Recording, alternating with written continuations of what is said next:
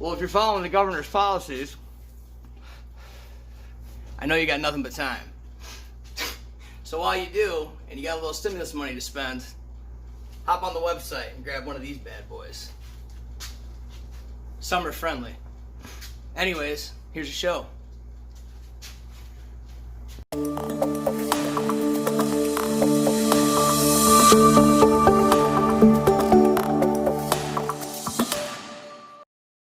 What's going on, guys? What's up? It's been a while, but we're kind of getting the ball rolling again, picking up pace on the project car, and we decided to make another video. Yep, I know you guys probably forgot about us, but we're going to do a quick recap of what we started off with. We actually had a lot of the last episode filmed where we were going to do the engine reveal, but right in the middle of filming, everything happened. The world kind of stopped turning, and we kind of took a break for a few months, but now we're back, and Josh has got a lot of progress done on the car. It's good to be back. And actually, while we were off, we kind of got a couple of different ideas. We had a little bit of time to think and kind of get a better understanding of what we wanted to do with the car, and I think we've got a pretty good result. Yep. So just to get you guys caught up, if you didn't watch any of the other videos, we started off with a really cheap shell, and pretty much it was just, like I said, just a shell. And we discovered some rust issues that we didn't like in the engine bay, which is why we went with a tubular front end. Josh actually found a company called Kodion on Facebook that made a really nice kit that tucks up, you know, really nice and tight to the fender there.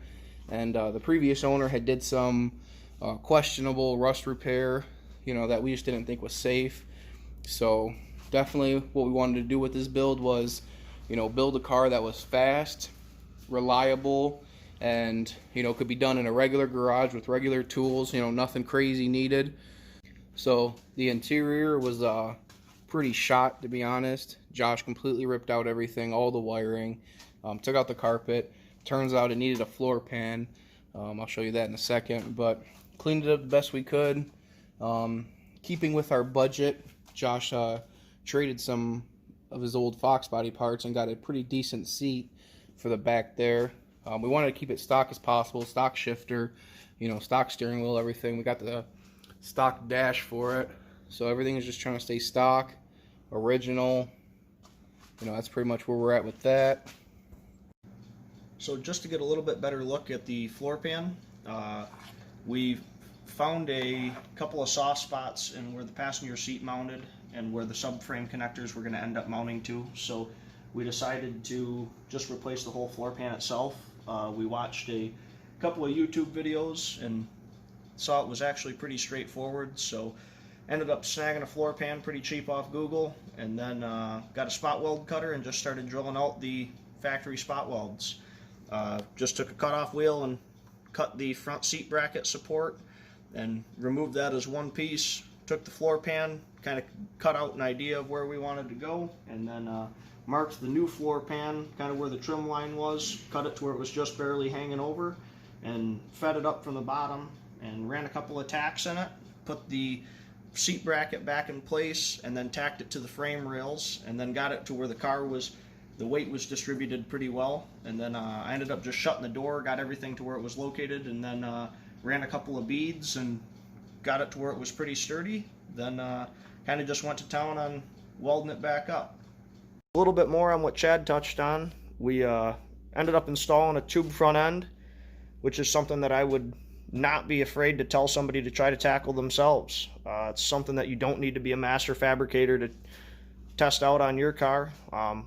Some sawzall action and a little minor welding, a couple of measurements, and it fit really, really, really well. On top of that, we ended up picking an AJEK member up from a friend of ours, John Edwards, with a set of control arms. We decided 5-lug convert it, and picked up a set of these with some coilovers and Lakewood struts off of Facebook Marketplace. A friend of ours, Cody Rourke, ended up having a set of caster camber plates, and looks like the front end is pretty much buttoned up, just ready for an engine. So now on to the engine. We picked up a 5-liter few months ago from a friend of mine, and ended up getting a good deal on the engine and a 5-speed trans. And that was kind of the plan that we had for the car, was to make a really light street car, kind of close to stock. And I had a nitrous setup just laying around, so we were planning on just spraying it to the moon and just kind of seeing what happened. But once we had quarantine, we had a few months to kind of think about things, and ended up stumbling across a couple of really good deals on Marketplace, and ended up changing direction with the car like most people's builds always do, and change of budget, we're going LS. We ended up picking up a L33 5.3 off Facebook Marketplace. It had approximately 120,000 miles on it. It was intake to oil pan, and we ended up just doing basically a BTR setup on it with a BTR Stage 2 turbo cam, their trunnion upgrade kit, push rods, and springs. Basically a pretty common setup. We decided to run their BTR intake just to dress it up a little bit and test it out. The front accessories, we're going to try to run F-body accessories, and we used stock replacement head gaskets with LS7 head bolts used, and just a stock performance pan. So we checked the ring gap on it and checked out pretty much perfect. It was 28 on the top and 30 on the bottom, and that should handle just about whatever we want to throw at it.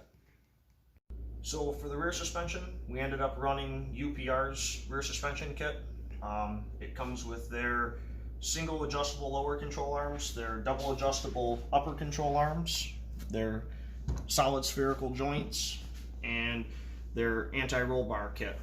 I've ran these in a couple other cars, and they seem to work really, really well, and pretty high quality parts for the price. Fairly easy to install the anti-roll bar, things like that easily could be done in somebody's garage, and seems like they work really, really well for a lot of the street cars around, so figured it was kind of a no-brainer for us. So that was a quick update of what we've been up to and what we've been doing on the car.